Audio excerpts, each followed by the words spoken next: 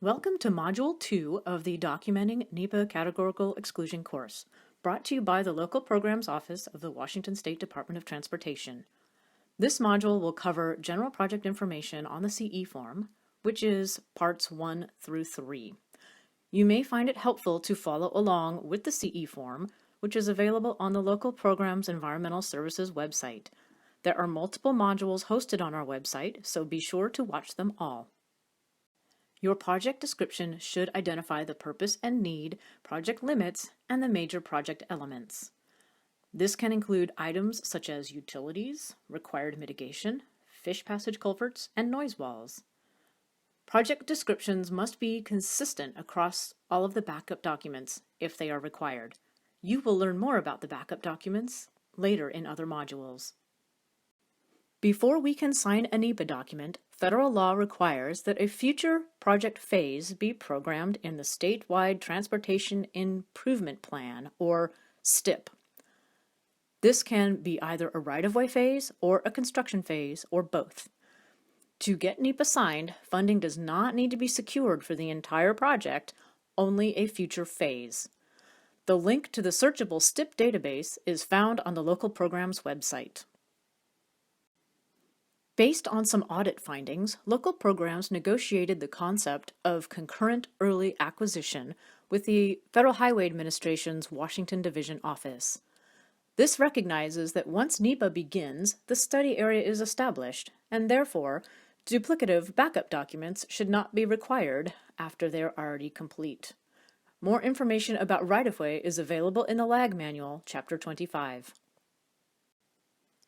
If early acquisition happens, an additional document will need to accompany the CE form.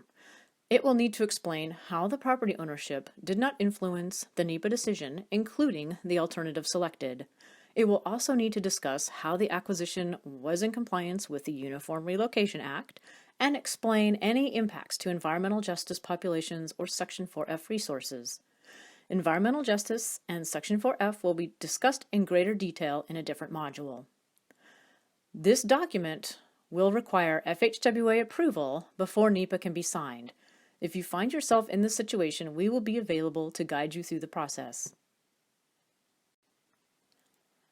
At the bottom of the first page is the signature block.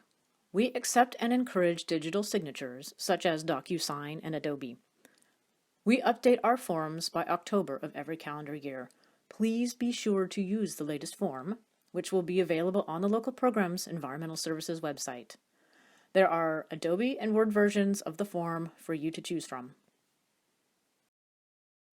Part 3 of the Categorical Exclusion Documentation Form requests information on the permits and approvals, right-of-way needs, Coast Guard involvement, and any other federal agencies that have a federal nexus required for the project. The Permits, Approvals, and Right-of-Way section is used as a general checklist to help further inform what type of activities will be conducted during the project. It is used as a dashboard to cross-reference the activities described throughout the rest of the documentation form. For example, are aquatic permits needed? Is there any right-of-way or detours? This indicates other disciplines that likely need to be addressed in the environmental documentation. For example, if a hydraulic project approval is needed from the Washington State Department of Fish and Wildlife, this shows that some type of work is probably being conducted below the ordinary high water mark. This may mean that wetlands and other critical areas along with endangered species may need to be addressed. Critical areas are addressed in Module 3 and endangered species are addressed in Module 7. Another example involves right-of-way. Environmental justice documentation is required if temporary or permanent right-of-way is a component of the project. If property is purchased before the National Environmental Policy Act start date for the project, then additional documentation is required. The advanced right-of-way documentation must show that the acquisitions do not limit the selection of alternatives or have adverse environmental impacts. Module 6 contains information on the environmental justice process. Early coordination should be conducted with the various resource agencies and local tribes that will be reviewing the project. The coordination may be part of the NEPA kickoff meeting or can be conducted as a separate meeting. It is important to start coordination early since any design changes based on resource agency or tribal comments will impact the environmental review and approval process. The right-of-way group should also be included in the early environmental project discussion if any acquisition is expected. The NEPA kickoff meeting is where this group learns about the overall project and can help with the next right-of-way steps and provide initial guidance on items that might delay the project. The next section of Part 3 involves the United States Coast Guard.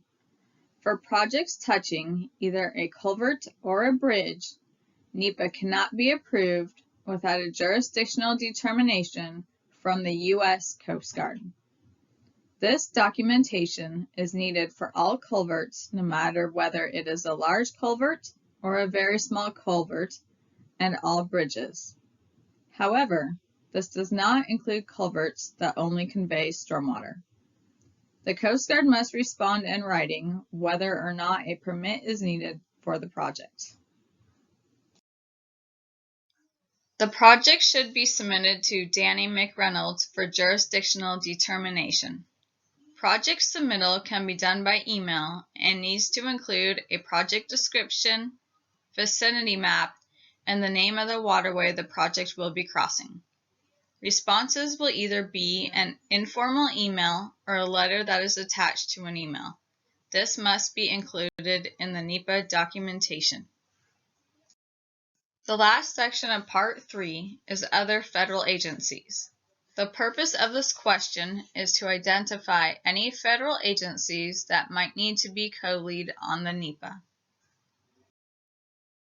All federal agencies need to be identified with land holdings in the project area that need to issue a permit or that are providing funding. Some projects may have multiple federal agency involvement as part of the project. Thank you for watching this module of the Documenting NEPA Categorical Exclusion course. There are other modules available on our website, so be sure to check them out.